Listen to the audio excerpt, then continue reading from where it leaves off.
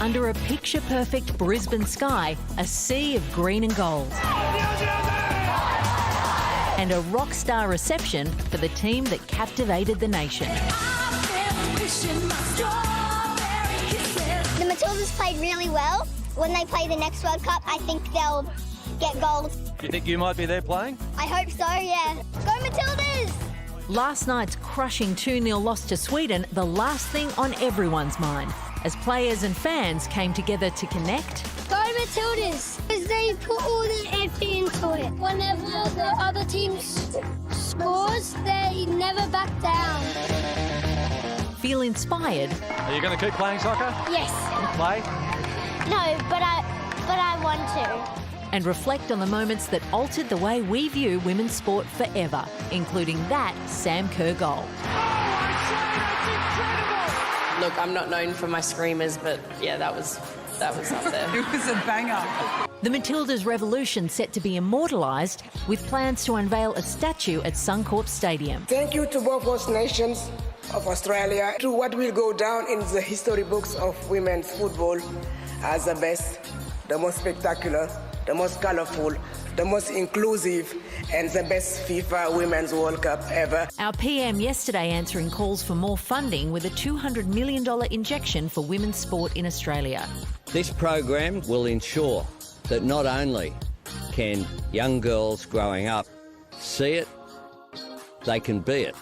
Aussie sports legends Liz Ellis and Lauren Jackson recruited for the Play Our Way program, which aims to fund more facilities, promote gender equality and get more girls into sport. Tell me, who's your favourite player? Sam Kerr. Who's your favourite player? Ellie, because she's a really good defender and she's just my favourite. The Matildas' spirit proving to be not only a win for women's football, but a win for the next generation. And I'm inspired by number 19 because she proved that even if you're a mum, you can play sport and be whoever you want. Bless your heart. Dr. Bridie O'Donnell is a world champion cyclist and advocate for women in sport. Bridie, do you think the government's $200 million will be enough? Well, it's not going to, change the world and make Barbie the president, but it's absolutely an amazing impact. This is the biggest amount of investment we've seen to address gender inequality ever, which is fantastic. And I saw Minister Wells when she gave her interviews about this, saying this, it's not just about change rooms and facilities and equipment, it's about changing attitudes. And for me, a big part of that is the people. Who are the volunteers? How are the parents behaving? Who are the community club presidents? And do they value those teams and give those girls and women the same good pitches and the same amount of light on the field as the boys and men's teams? For me, that's critical. The other thing that needs some changing is the pay. Because last week we spoke to former Matilda Michelle Heyman, who was paid $750 for the whole tournament, and that was only in 2015. Do you think this is going to lead to more conversations around pay parity? When you pay people the right amount of money, we've seen with a minimum wage in professional women's cycling, or we've seen with enterprise bargaining agreements in the Australian women's cricket team, then the entire standard of those athletes is increased. We're going to see better performances and we're going to see more girls saying, that's the path I want to take. If I want to be a professional athlete, I can make a living, support my family, be somewhere where I'm investing all of my time and energy into that sport and not having a side job just to pay the bills. It's so exciting, and I have bandwagoned very hard as someone who's never really watched sport. And it seems like that's part of this huge movement. A lot of people who have never watched sport are getting into this. How much do you think this has changed not just women's sport, but sport in general?